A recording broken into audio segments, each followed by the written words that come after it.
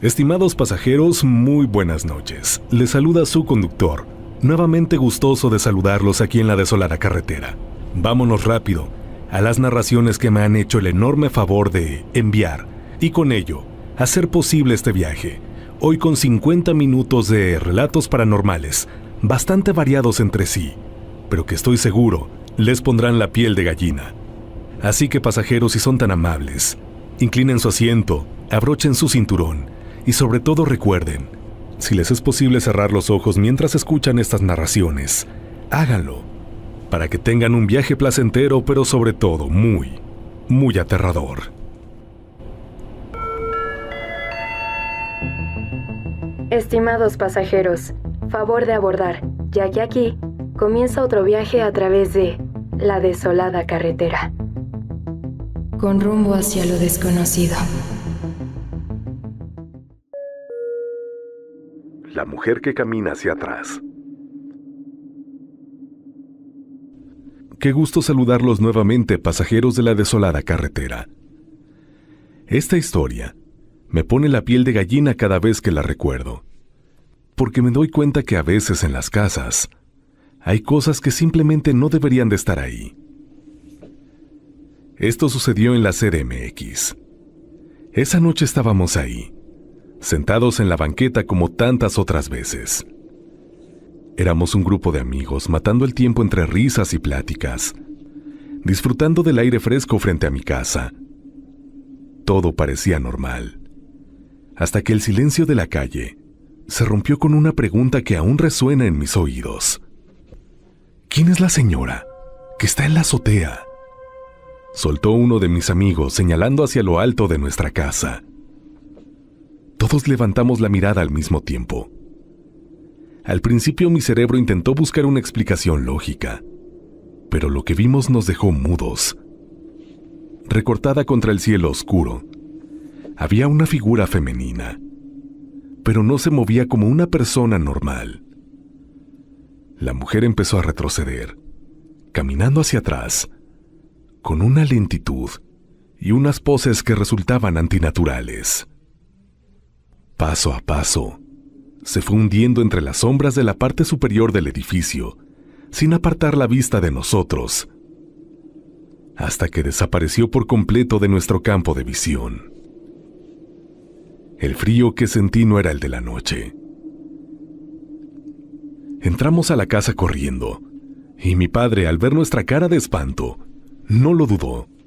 Subió corriendo a la azotea, dispuesto a encarar a quien fuera que estuviera invadiendo nuestra propiedad.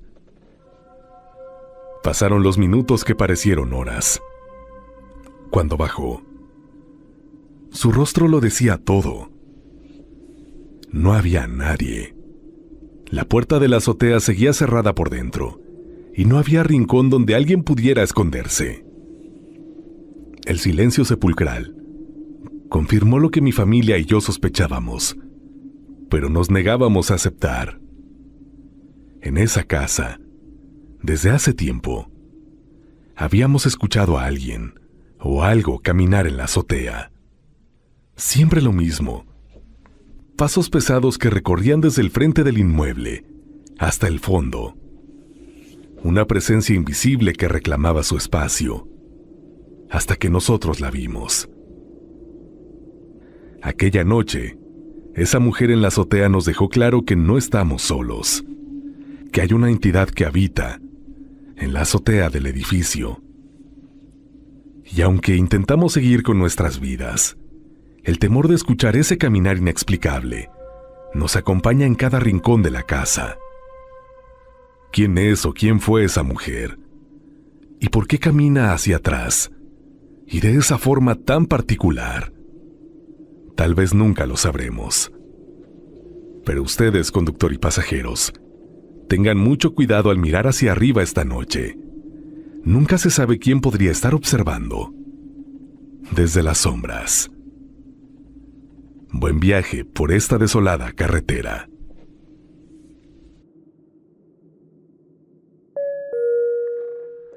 El susurro de las vías. Saludos, conductor y pasajeros, desde Miami, en la Unión Americana. Quiero compartir con ustedes una aterradora experiencia que viví hace algunos años. Anteriormente, vivía en otro punto de Estados Unidos y ahí fue donde me ocurrió lo siguiente. Aquella madrugada, el calor era denso, casi sólido. Eran las 2:30 de la mañana y el silencio en mi propiedad era absoluto, solo interrumpido por el eco lejano de las vías del tren que colindaban con mi casa. No había vecinos, no había luces de la ciudad, solo una barda inmensa y la soledad de un terreno que se sentía extrañamente ajeno a la civilización. Me encontraba en cuclillas, fumando un cigarro, dejando que el humo se perdiera en la oscuridad del verano. De pronto, la realidad se fracturó. En un parpadeo, el calor sofocante desapareció. Un frío antinatural, una helada de invierno profundo, me caló hasta los huesos, como si las estaciones hubieran cambiado en un segundo. El aire se volvió incómodo y entonces la escuché. ¡Ayúdame! ¡Ven conmigo! Era la voz de mi hija, pero no era posible. Mi hija dormía adentro, y esa voz no venía de un solo lugar. Parecía emanar de las sombras mismas. Lo más perturbador fue la cadencia. La misma frase se repetía en una danza macabra de idiomas. Escuché el español y el inglés que domino a la perfección, seguidos de una lengua que no estoy seguro pero que parecía sonar a latín antiguo, y finalmente un cuarto idioma, algo gutural, extraño, que nunca antes había escuchado y que no pude identificar, pero que me erizó la piel. Tras la invitación, el aire se llenó con una risa burlona, una carcajada que no pertenecía a una niña, sino a algo que simulaba serlo. El viento comenzó a soplar con una fuerza violenta, azotando la maleza sin previo aviso. Fueron quizá 30 segundos, pero se sintieron como una eternidad en el purgatorio. Estuve a punto de responder, de preguntar qué pasaba, pero un instinto primitivo me frenó en seco. Recordé las leyendas de esos seres, a los que jamás debes darle entrada, ni siquiera con una palabra. Me incorporé lentamente, con las piernas temblando, y ahí estaba ella. La pude ver mejor desde este ángulo. Su piel era de una palidez cadavérica, pero lo que me robó el aliento fueron sus ojos. No había blanco, no había pupilas. Eran dos pozos de carbón, dos abismos negros que parecían absorber la poca luz de la noche. Me quedé petrificado. Mi cuerpo se negó a obedecer cualquier orden de huida. En ese estado de parálisis, lo único que pude hacer fue cerrar los ojos y comenzar a rezar el Padre Nuestro. Apreté los párpados con fuerza, sintiendo la opresión en el pecho, y cuando terminé la última palabra de la oración, el silencio volvió. El frío se evaporó, y al abrir los ojos, la niña simplemente ya no estaba. Se había desvanecido como el humo de mi cigarro. Me mudé de esa casa poco después, pero hasta el último día, los encuentros no cesaron del todo. A veces en la penumbra de la madrugada, algo llamaba rítmicamente a mi puerta, en aquel entorno desolado. Yo solo volví a rezar, agradecido al cielo de no haberle contestado aquella noche, porque sé que de haberlo hecho, tal vez hoy no estaría aquí para contarles mi historia, conductor y pasajeros. Sin duda alguna, aquella niña pertenecía a los llamados niños de ojos negros. Algunos dicen que son demonios, otros extraterrestres, o incluso almas en pena. Yo solo sé que en sus ojos negros no hay rastro de humanidad. Con respecto a ellos, ¿cuál es su opinión, conductor y pasajeros? Me encantaría conocer sus teorías. Y sobre todo cuéntenme, ¿ustedes cómo reaccionarían al encontrarse con uno de ellos? La Clínica de las Sombras. Hola, muy buenas noches a todos los pasajeros de la desolada carretera. Un saludo también para el conductor. Hoy quiero compartirles una experiencia que cambió mi vida para siempre y me obligó a abandonar todos mis sueños en una ciudad que nunca más volveré a pisar. Todo comenzó cuando me trasladaba hacia Pachuca por un nuevo empleo. El futuro parecía brillante, hasta que el metal retorcido y el estruendo de un accidente automovilístico lo apagaron todo. Desperté en una pequeña y antigua clínica de salud, a las afueras de la ciudad. El lugar se sentía desierto, con un aire viciado y una atención médica casi inexistente. Lo más perturbador fue que nos ataron a las camillas bajo el pretexto de evitar que nos lastimáramos. Esa sensación de impotencia, de estar inmovilizada en medio de aquel silencio sepulcral, me erizaba la piel. Durante la madrugada, un escalofrío me recorrió la columna y abrí los ojos. Lo que vi me heló la sangre. A los pies de mi cama, una joven estaba en cuclillas, sujetándose con fuerza del metal de la camilla. Se asomaba de abajo hacia arriba, observándome fijamente. Vestía un suéter rojo entreabierto, de un estilo muy antiguo. «Me llamo Jessica», dijo con una voz que parecía venir de un lugar muy lejano. Empezamos a hablar. Su tono era amable y me hacía preguntas sobre mi vida, sobre mi trabajo y mis planes. Por un momento la plática fue tan amena que olvidé lo extraño de su presencia. Jessica me confesó que llevaba muchos años viviendo en ese hospital, porque su familia la había abandonado. Sentí lástima por ella, hasta que decidió levantarse. El terror me paralizó, hasta el punto de casi no poder respirar. Al ponerse de pie, la luz reveló su verdadero rostro. Era una máscara de carne quemada, con cuencas vacías y oscuras, donde deberían estar sus ojos. «¿Esta cama dónde estás?», susurró con una voz que ya no era humana.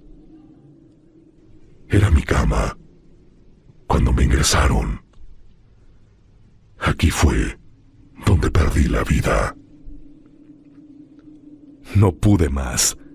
Mi mente se quebró y solté un grito de auxilio que pareció despertar a los muertos. Mi hermano entró corriendo a la habitación, pero se quedó estupefacto. Él no veía a nadie. Para sus ojos yo estaba sola en la penumbra. En ese instante, aquella entidad me miró por última vez y se despidió, argumentando que alguien más había venido por ella, y se desvaneció en la nada. Al día siguiente nos dieron de alta. No esperé ni un minuto más. Renuncié a mi empleo y huí de Pachuca. No me importó el futuro profesional.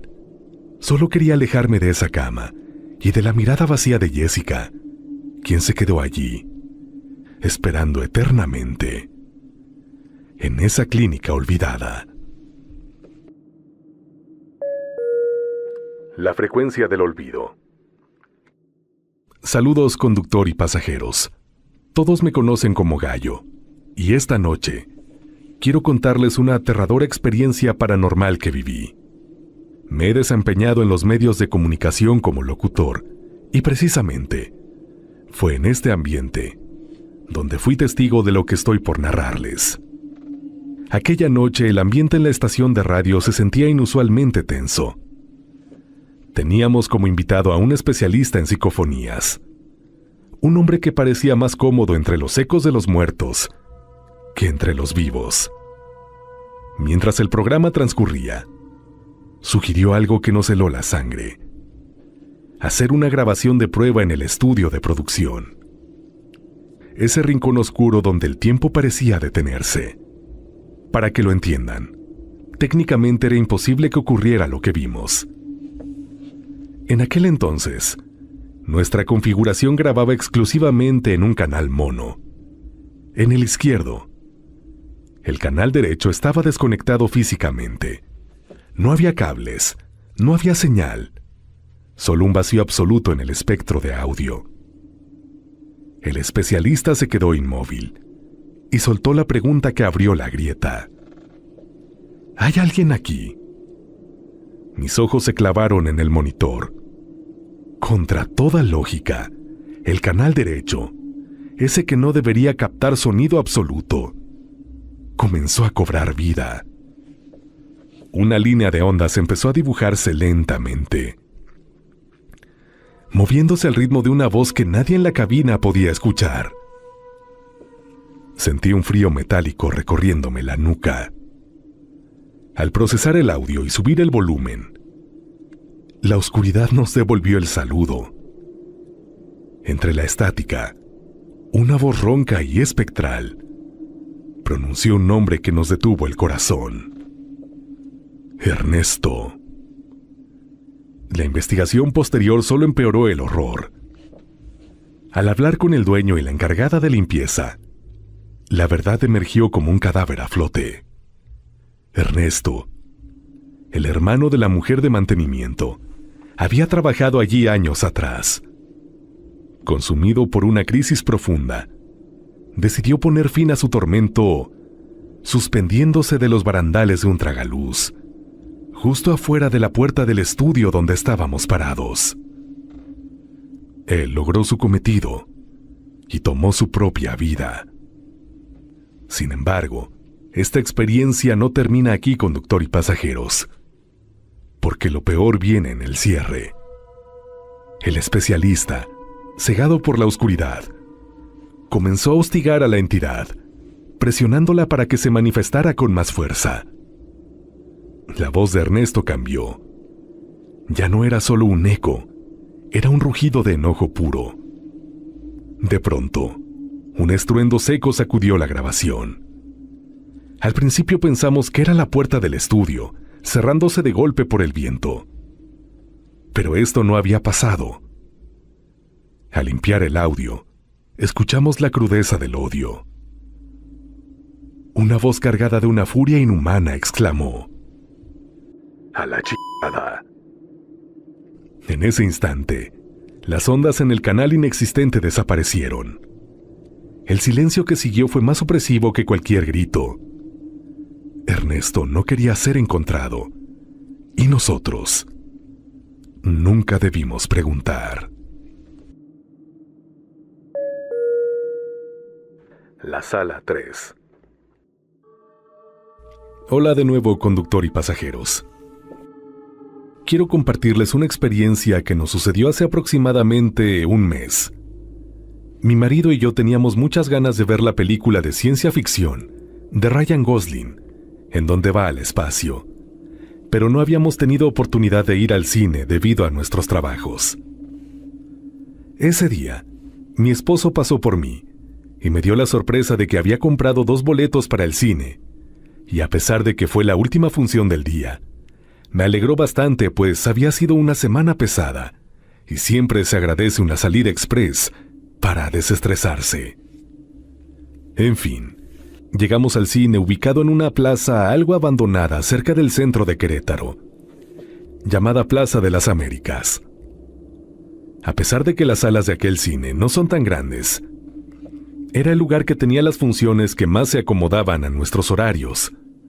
Y además, era lo de menos para nosotros, que solo queríamos pasar el rato en una salida en pareja.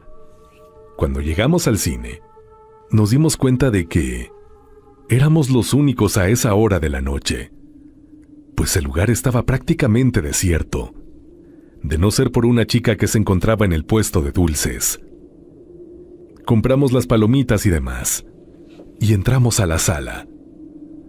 Nos acomodamos en nuestros asientos, cerca del centro de las butacas, y comenzó la película.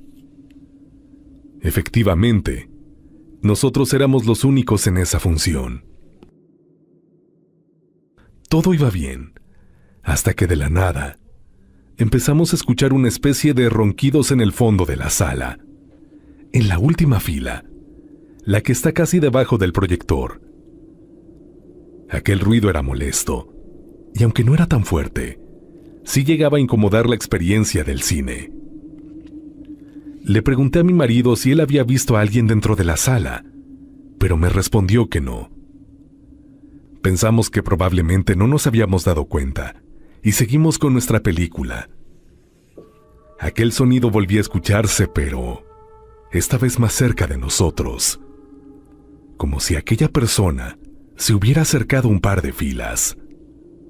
Volteamos y nos encontramos con la silueta de una señora que, efectivamente, estaba ya a unas filas de nosotros, con la vista puesta al frente en la pantalla. El sonido que hacía era un poco más fuerte, y ahora sí que incomodaba de verdad. Dejamos pasar unos minutos, y al ver que no paraba, le susurré a mi marido si sería buena idea decirle a alguien del personal del cine, para ver si podían apoyarnos en decirle a la señora que dejara de hacer aquel ruido. Él me dijo que iría a la taquilla, pero sinceramente me dio mucho miedo quedarme ahí sola con esa mujer, así que le dije que mejor iría yo, y que no tardaría. Fui caminando rápido a la taquilla, y me encontré a la chica de la dulcería con una compañera platicando. Le dije lo que estaba pasando en nuestra función, y ellas solo se quedaron viéndose, con una mirada cómplice. Una de ellas me dijo: «Es la sala 3, ¿verdad?».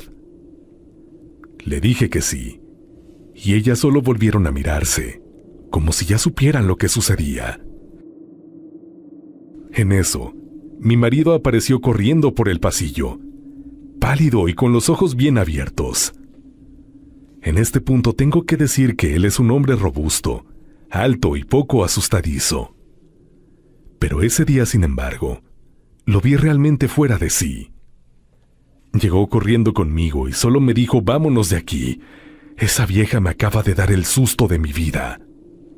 Las chicas se nos quedaron viendo también algo asustadas, pero una de ellas solamente nos dijo que si queríamos nos podían regresar nuestro dinero. Mi marido dijo que no, que estaba bien y que ya nos iríamos de allí. Me tomó de la mano y salimos casi corriendo del cine. Ya en el carro le pregunté qué había pasado allá adentro, y me dijo que en cuanto salí, él siguió atento a la película, cuando en eso, y sin haber escuchado nada, volteó y vio a la señora a un asiento de distancia. Ya no hacía ruido, solo veía la pantalla directamente, pero al sentir la mirada de mi marido, volteó a verlo, y según él dice que en su rostro pudo ver que le faltaban ambos ojos y que tenía una expresión burlona, malévola, o al menos eso alcanza a recordar. Fue entonces que se levantó corriendo de su asiento para la salida. Nunca más volveremos a esos cines, y mucho menos por la noche.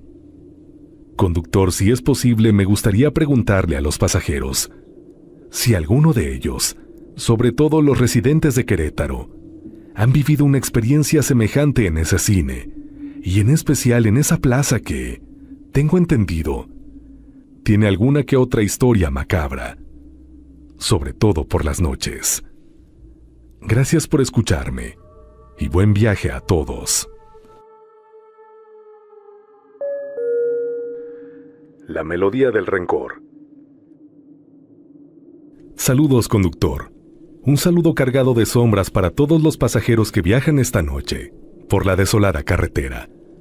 Mi nombre es Daniel y les escribo desde Maracay, Venezuela.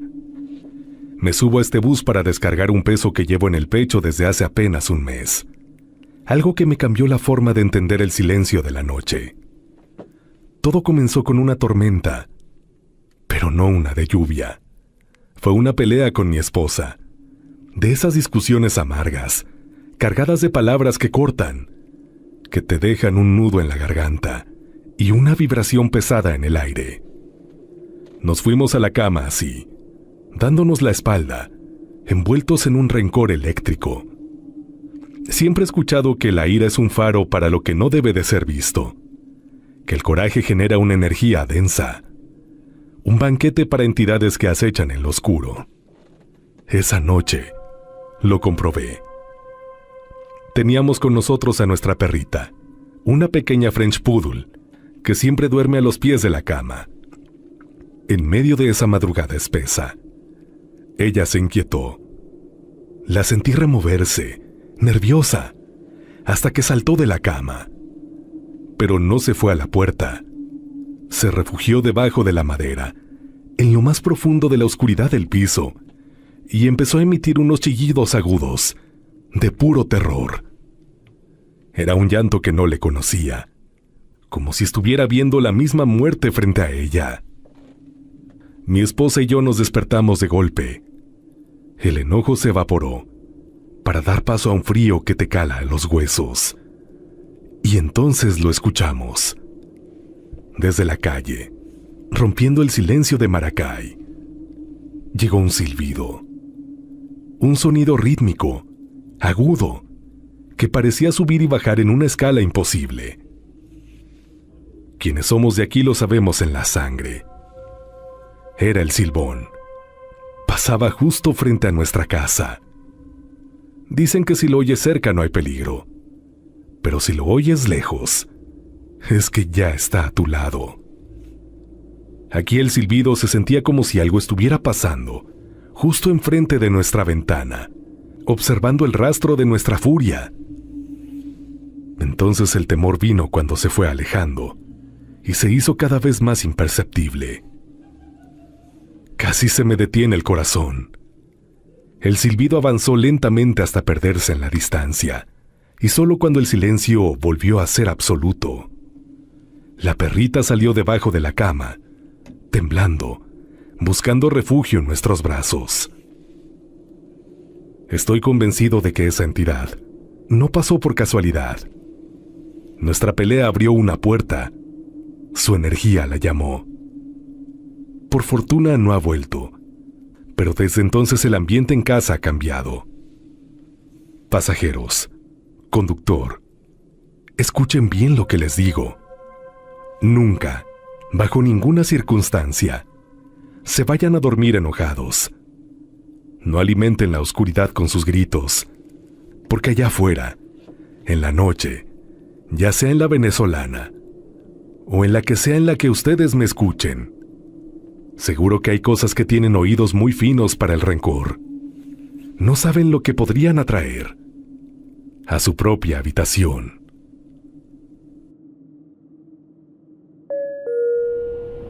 Estimados pasajeros, qué bueno que siguen aquí. Antes de continuar, quiero invitarte a que formes parte de la gran familia de pasajeros. Pulsa el botón de suscribirse y activa la campanita de notificaciones. Así podrás decir hashtag Yo Soy Pasajero. Para seguir realizando viajes como este, tu narración es primordial, así que envíala al correo midesoladoes@gmail.com. De antemano, mil gracias. Y si crees que este contenido merecería llegar a más personas, apoyarlo es muy sencillo, además de totalmente gratuito. Me encantaría saludarte en la caja de comentarios. Cuéntame, ¿cuál relato te pareció más escalofriante? Dale me gusta, coméntalo, hypéalo y compártelo con alguien que creas que puede llegar a unirse a esta comunidad de pasajeros. Muchísimas gracias. Estimados pasajeros, la desolada carretera ahora nos lleva, para cerrar este viaje, hasta las tierras de Guerrero al sur de México. Así que es momento de conocer al misterioso niño del hotel. ¿Me acompañan? El niño del hotel. Buenos días, tardes o noches, conductor y pasajeros. Soy Betty Ramos, contándoles una más de mis experiencias a lo largo de mi vida. Desde que tengo uso de razón, he experimentado muchos sucesos paranormales que muchas veces no les encuentras lógica, a pesar de lo vivido. Pues bien, pasando a esta experiencia en particular, les cuento que por razones de trabajo de mi papá, hemos vivido en diferentes partes de la República Mexicana. En uno de esos cambios de residencia, mi papá nos llevó a vivir a una parte de Guerrero. En ese pueblo hay una termoeléctrica, y pues también era zona de playa, con mucha maleza. Por la calle donde nosotros vivíamos, estábamos a espaldas de dicha central termoeléctrica. La casa estaba pegada a la barda de esta empresa, y al finalizar la calle había un hotel de 4 pisos en abandono. Los niños de la cuadra siempre decían que ahí espantaban y que una muchacha se había quitado la vida con una cuerda. Ya saben cómo, no hace falta especificar más. Ese era el miedo que ellos lograron sembrar en mi cabecita. Varias noches yo soñaba con esa chica, pero nunca le veía la cara, solo sus pies colgando. Un día, llena de valor, entré a dicho lugar, pero me di cuenta que ahí vivían varios trabajadores de la termoeléctrica. Claro, muchachos, no había mujeres. El día que yo decidí entrar, vi que de una puerta salió un niño algo raro y con un corte de pelo inusual. Yo le hablé. «Hola, amiguito, ¿cómo estás?» Él volteó y me vio algo extraño, tocándose la barbilla y moviendo la cabeza de un lado a otro. Me respondió: «Hola, muy bien, más que bien. ¿Y tú cómo te encuentras?» Sonreí y le respondí igual. Empecé a preguntarle que si era verdad lo que los niños de la calle me decían, y él me lo confirmó, diciéndome que sí, que eso había pasado muchos años atrás, pero que yo no debía tenerle miedo. Así surgió la amistad con el niño raro. Él me pidió que fuéramos amigos y que jugáramos con sus juguetes. Pero lo raro de sus juguetes es que la mayoría eran de barro. Tenía caballitos, vacas, muñequitos y hasta pequeñas cazuelas chiquitas para jugar. Siempre que salía de clases, lo veía parado en una de las ventanas del hotel y me saludaba, y yo respondía el saludo. Mi mamá me preguntaba que a quién le decía adiós, y yo le decía que mi amiguito. Ella me preguntaba que cómo se llamaba, y yo solo levantaba los hombros, en señal de decir que no sabía. Él nunca me dijo su nombre.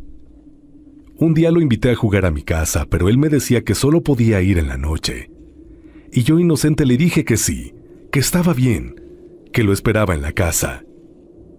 Sí, él fue varias veces. Pero un día que no quise jugar con él, se enojó y me dio una cachetada. Yo entré llorando a la casa y le dije a mi mamá que mi amiguito del hotel me había pegado. Mi mamá, muy enojada, salió. Ella intentó buscar a mi supuesto amigo, pero nunca lo vio. Nunca logró encontrarlo, ni verlo. Al día siguiente, él fue otra vez a la casa y yo nuevamente le dije que ya no quería jugar con él. Me pidió disculpas y me dijo que si no tenía un pan, aunque fuese duro, que le regalara, porque no había comido nada. Me sentí mal por él y fui a la cocina. Traje un pan y también leche.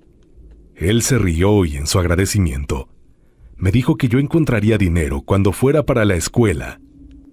Al día siguiente, como todos los días, mi mamá nos llevó a la escuela a mi hermano, a mi prima y a mí. Cuando dimos vuelta a la esquina del hotel, él me saludó y me hizo una seña, llevándose un dedo al ojo, en señal que yo me fijara bien. Y sí, conductor y pasajeros, al terminar el terreno del hotel, ahí estaba una bolsita verde como de terciopelo.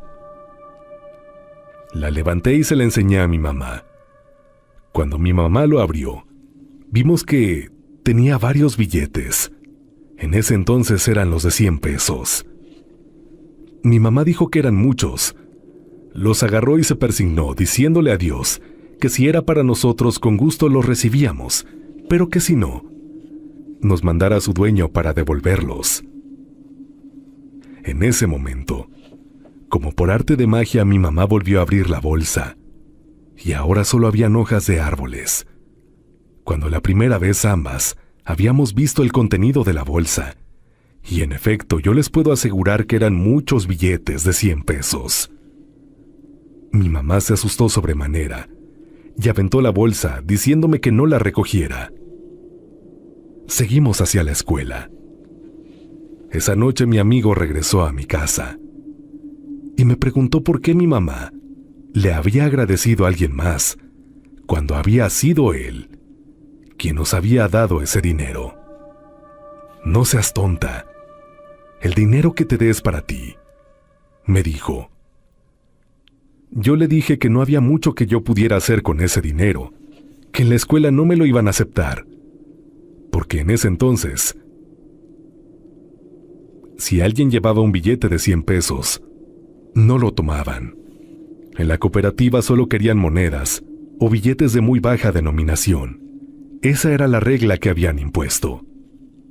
Esa noche le regalé otro pan y un plátano, porque él insistió en que tenía mucha hambre. Jugué un rato con él y me metí. A mi papá se le hacía raro que yo jugara de noche, en la puerta de la casa, y él nunca vio a nadie, solo me veía a mí, jugando sola. Así pasaron los días. El niño seguía diciéndome que tenía hambre. Yo siempre me robaba el pan de mi mamá para dárselo. Y varios días después me dijo, te voy a decir dónde hay dinero. No me agradezcas ni nada, solo tómalo, porque si no lo haces se volverán hojas.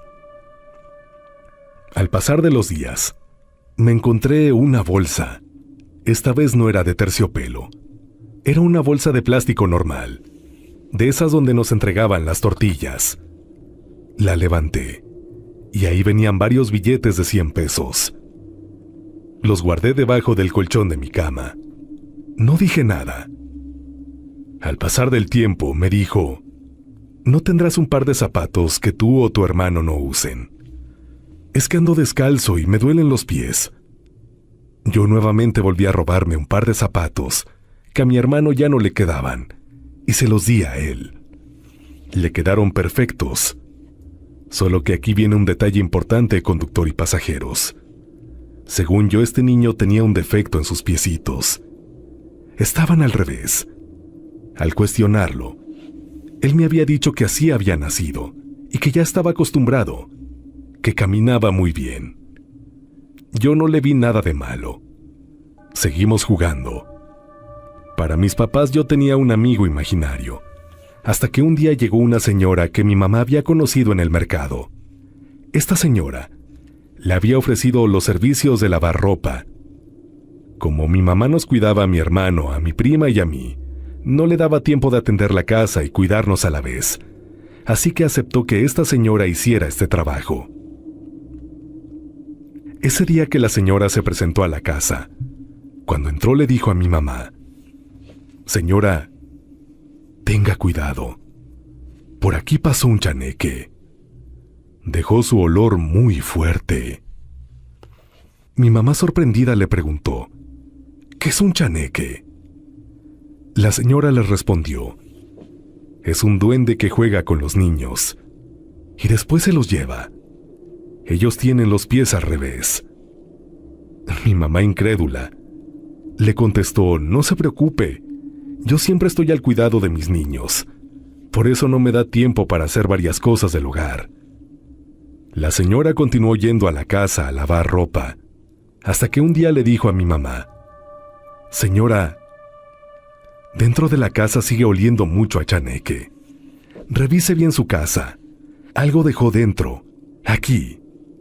Ese día al llegar nosotros de la escuela, mi mamá nos preguntó acerca de mi amigo imaginario. Mi prima respondió que no sabía cómo era, y mi hermano también mencionó que jamás lo había visto. Me preguntó entonces a mí que cómo era, y yo le conté a detalle. Le dije que estaba chaparrito, que tenía un corte de pelo extraño, así como un cepillo en la cabeza. Y después, le dije que él era narizón, pero que su característica más curiosa es que estaba enfermo y que tenía los pies al revés. Mi mamá abrió los ojos desmesuradamente y me dijo que no quería que volviese a jugar con él. que cuando él fuera a la casa se lo presentara, que quería conocerlo y pedirle que se alejara de mí. Le dije a mi mamá que él solo se dejaba ver por mí, que a él no le gustaba que los demás lo vieran, por el defecto que tenía de nacimiento, que le daba mucha pena esa característica. La noche llegó, y con ella mi amigo. Estaba muy enojado conmigo. Me volvió a dar una cachetada, y yo me molesté con él, diciéndole que si me volvía a pegar, yo le iba a decir a mi papá. Pero él enojado me respondió que por qué le había revelado a mi mamá lo de sus pies. Yo me quedé pensando, ¿cómo él sabía este detalle? Yo todo lo sé, me respondió. Y también sé que una señora viene a tu casa y les dice que aquí huele muy feo. El tema es que posterior a esta plática, me dijo que si me parecía bien verlo allá por el hotel, que ahí había un árbol frondoso, que ahí me esperaba. Le comenté que yo de noche no podía salir, porque mis papás no me dejaban. Me dijo entonces que lo viera un poco más temprano. Al día siguiente, le pedí a mi prima que me acompañara. Fui con ella. Llegué hasta ese árbol y yo no vi a nadie, pero me fijé hacia arriba y vi que él estaba allá. Le dije que bajara y me dijo que no, porque yo había llevado a otra persona, que íbamos a jugar solo él y yo, que no tenía por qué haber llevado a nadie más. Le dije que no se molestara, que la que debería de estar molesta era yo, porque me había pegado, pero que yo había decidido perdonarlo ese día. Yo hablaba viendo hacia arriba del árbol, cuando por una coincidencia pasó la señora que iba a lavar la ropa a la casa. Nos habló a mi prima y a mí. ¿Qué hacen aquí? ¿Por qué están solas? ¿Dónde está su mamá? Yo le contesté que habíamos salido a jugar un rato, cuando la señora se dio cuenta que abajo, en las raíces del árbol, estaban las huellas de nuestros zapatos y unos pies descalzos. Pero ella se percató de que esas huellas solo tenían 4 dedos. Corran, váyanse a su casa. No deben volver a estar solas en este árbol. Váyanse. Hicimos caso. Regresamos a la casa, diciéndole adiós a mi amigo. No te despidas, me dijo la señora. Solo vete. Corrimos hacia la casa. Más tarde, llegó la señora y le dijo a mi mamá que revisara bien la casa, porque una de sus hijas estaba jugando con un chaneque, y que éste no iba a descansar hasta llevársela. Mi mamá ese día se puso a revisar toda la casa, y ella encontró todos los billetes que yo tenía guardados debajo de la cama. Me preguntó que de dónde habían salido, que ese dinero que de dónde lo había tomado. Yo le dije a mi mamá que mi amigo me los había dado, que esto había sido a través del mismo mecanismo cuando habíamos encontrado el dinero la primera vez, pero que en aquella ocasión aquellos billetes se habían convertido en hojas, porque ella había agradecido a Dios. Le dije que mi amigo me había mencionado que simplemente guardara el dinero y que a los 2 o 3 días yo podía usarlos, pero como yo no tenía esa intención, pues ahí los había dejado. Mi mamá me pidió que no volviera a aceptar nada. Le dije que estaba bien. Llegó la noche y otra vez mi amigo vino a jugar conmigo. Yo le mencioné que no iba a jugar con él, porque mi mamá ya se había molestado. También le dije que mi mamá lo quería ver. Él se enojó sobremanera. Se fue. Esa misma noche, cerca de las 2 de la mañana, yo sentía mucho calor, así que decidí salir a dormir en una hamaca. No quise dormirme en mi cama. En cierto punto de la noche, me desperté y vi a varios niños como él que se acercaron hacia mí y empezaron a mover la hamaca muy fuerte. Yo tenía mucho miedo a caerme. Le pedí que se calmara. Cuando ellos pararon, mi amigo me dijo, vámonos, tú y yo nos tenemos que ir. Le dije que no llorando, pero él insistió. A donde vamos a ir solo vas a jugar. Nunca más vas a tener que ir a la escuela. Allá hay mucha fruta y cosas que a ti te gustan y no tendrás que pedirlas. Simplemente podrás agarrarlas. Pero yo le dije que no quería ir. En eso mi prima, que se había levantado de la cama, salió a buscarme. Y entonces sí los vio. Me dijo, Betty, ¿quiénes son esos niños? Ella ya veía a varios también. Si mal no recuerdo, serían como unos 7. Pero no sé qué hicieron, que mi prima entró en una especie de trance y simplemente se dio la vuelta y se fue a acostar. Ellos me sacaron de la casa y me metieron al monte. Caminamos mucho, tanto que yo me cansé demasiado y me quedé dormida. Al día siguiente desperté. Estaba en medio del monte. Después supe mucha gente ya me andaba buscando. Eso fue lo que después mi mamá me platicó. Sin embargo, quien me encontró fue un campesino que andaba cortando leña. De hecho, él pensó que yo era un chaneque. Me confundió porque el ver a una niña sola, dormida, en medio del monte, pues no es lógico ni algo normal. Llorando le dije que quería ir a mi casa. Le mencioné por dónde vivía, y él me llevó. Lo que sí me hizo fue una petición muy curiosa. Me pidió que me pusiera la blusa al revés, y mi pantalón de la pijama también, que así los chaneques no me iban a seguir. Yo obedecí, hice lo que él me pidió. El Señor me tomó de las manos y me llevó. Me sacó del monte y me trasladó hasta mi casa. Mi mamá llorando me recibió. Me preguntó que qué había pasado, que a dónde me había ido. Mi prima le contó que un niño me había llevado. Yo le dije lo de los niños, que ellos y mi amigo me habían llevado al monte. Aquel niño del hotel. Mi mamá fue hasta el hotel. Quiso investigar, pero se dio cuenta de que no había ningún niño con esas características. Solo los muchachos que trabajaban en la planta. Pero no había absolutamente nadie más. Pasaron varios días. Yo escuchaba a mi amigo llorar y me pedía que fuera con él. Pero yo obviamente ya no le hice caso. La señora que nos ayudaba con la ropa me llevó con una curandera y ella empezó a hacerme varias limpias. Me dijo que efectivamente, el chaneque me quería llevar y perderme, que se había aferrado a mí y que por eso él también me había dado dinero en agradecimiento, porque yo muchas veces lo había ayudado.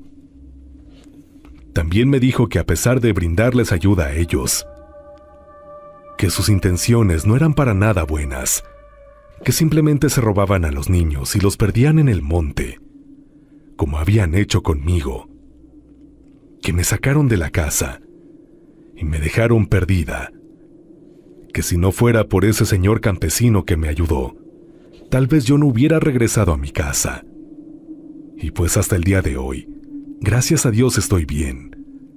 Pero ahora que tengo a mi niño, siempre trato de ver con quién juega, aunque sea un niño imaginario o algo más. Trato de cuidarlo y protegerlo, para que no le pase algo similar a lo que a mí me ocurrió. Nunca se confíen de los amigos imaginarios de sus hijos, conductor y pasajeros, porque no sabemos si son buenos o malos, o si son algo más, algún ser elemental que ronda la naturaleza. Muchas gracias, conductor y pasajeros, por permitirme contarles parte de mi vida. Miel y oro para todos.